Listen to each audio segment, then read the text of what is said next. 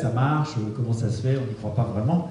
Et ben moi, je veux vous dire que très sincèrement, quand j'ai proposé cette émission aux chaînes de télévision, à part la petite chaîne Voyage qui a dit oui tout de suite, et qui était une toute petite chaîne à l'époque, et qui n'est pas une grande chaîne aujourd'hui, qui connaît la chaîne Voyage?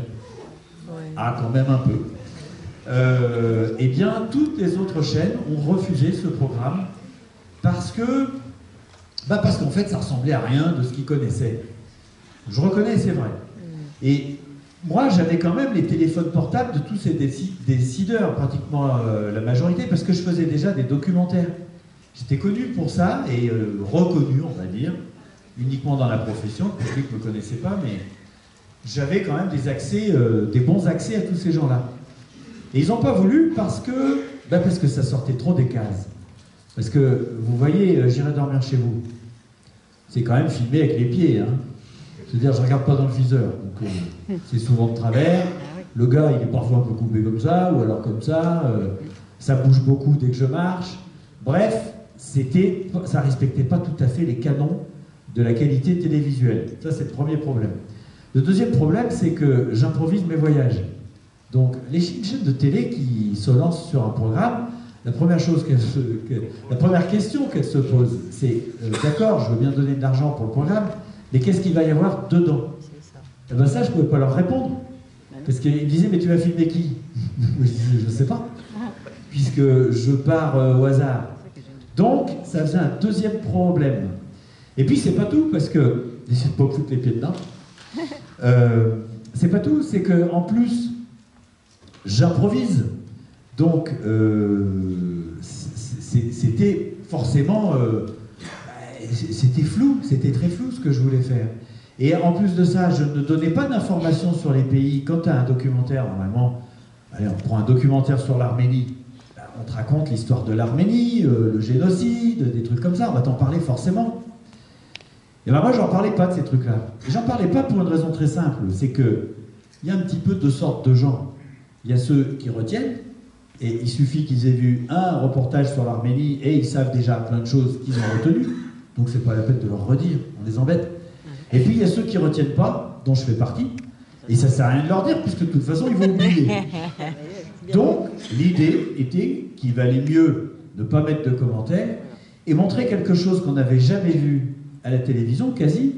C'était d'une part de vraies ambiances, l'atmosphère d'un pays, comment les gens réagissent. Et ça, si tu le racontes, bah c'est mort, il faut le laisser vivre. Et puis, la deuxième chose, j'ai oublié. Mais, parce que j'improvise toujours. Mais il y avait un deuxième truc. Il valait mieux montrer, oui, les vraies rencontres. Des vraies rencontres, on n'en voit jamais. Parce que quand tu fais une émission de télé, premier truc que tu fais, d'abord tu écris un scénario, même si c'est pas un scénario comme un film de cinéma, tu écris quand même le dossier, ce que tu vas faire. Et donc tu dis que tu vas aller voir un tel et puis un tel. Et si tu dis tiens on va faire la rencontre de un tel et un tel parce que comme ça c'est plus vivant pour l'émission, bah, déjà toi tu les connais tous les deux. Les trois quarts du temps tu les présentes l'un à l'autre. Et puis ensuite tu dis bon vous êtes prêts moteur on va tourner la rencontre. Je dis bien que la rencontre elle n'a pas la même saveur que quand c'est quelqu'un que tu n'as jamais vu. Et évidemment que les gens que je rencontre ne savent pas qui ils vont me rencontrer puisque j'ai rien préparé. Et ils le savent d'autant moins que même moi, je ne sais pas que je vais les rencontrer non plus. Donc mon métier, en fait, quand je fais tous ces épisodes, c'est un peu d'être un chasseur. C'est-à-dire d'essayer de deviner qui est la personne avec qui l'échange sera sympa, la personne aura une nature, elle aura des trucs à dire, etc. Et puis de déclencher mes caméras pour essayer d'attraper les premières secondes de la rencontre. Ça, c'est ce que je voulais faire. Alors, j'ai eu vachement mal à le faire, puisque au début, il n'y a que la petite chaîne Voyage qui a accepté de faire, et France 2 a coproduit, a accepté le premier épisode. Puis quand on leur a montré, bah, ça leur plaisait pas. Ils trouvaient que c'était pas bien, que ça servait à rien, que ça ressemblait à rien, en fait. Et moi, ça me fait marrer, parce que ça fait 15 ans. Il y a eu 61 épisodes, et j'ai fait donc plein de pays. Et je me dis que il s'est trompé. On peut dire quand même qu'il s'est trompé. Et surtout qu'il s'est trompé parce qu'il a dit, à un moment, c'était le premier épisode, c'était le Mali. Et à un moment, je rencontre des gens qui vivaient sur un bateau sur le fleuve Niger. Et impossible de communiquer, mais pas un mot. Et j'arrive quand même à leur faire comprendre que je veux aller avec eux, ça les fait rigoler, je monte sur le bateau, et on part sur le fleuve. Mais moi je me dis, c'est le premier épisode, hein, je suis en train de découvrir un peu les possibilités de l'idée. Et je me dis, mais ils vont où? Combien de temps ils vont partir? J'en sais rien. Donc on navigue pendant 2 heures, et puis si ça se trouve, ils vont super loin, même ils changent de pays, et puis et comme je peux pas communiquer, c'est compliqué. Donc à un moment, il fait une petite escale sur un marché pour, je ne sais plus, charger des trucs. Et là, je leur dis, bon, je leur fais au revoir et tout ça. Ils m'ont donné à manger, enfin c'était sympa, vraiment.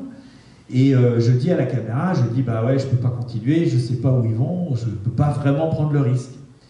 Et la personne que j'avais comme interlocutrice, c'était un mec, mais c'est une personne, donc interlocutrice, excusez, me dit, ben voilà, c'est les limites du concept. Et moi je dis, ouais, c'est peut-être. Et en fait, non. C'était le début du concept. C'est à partir de ce moment-là que ça commence. Quand justement, tu ne peux pas communiquer avec la personne, que tu vas dans un endroit où tu ne sais pas du tout comment tu vas t'en sortir.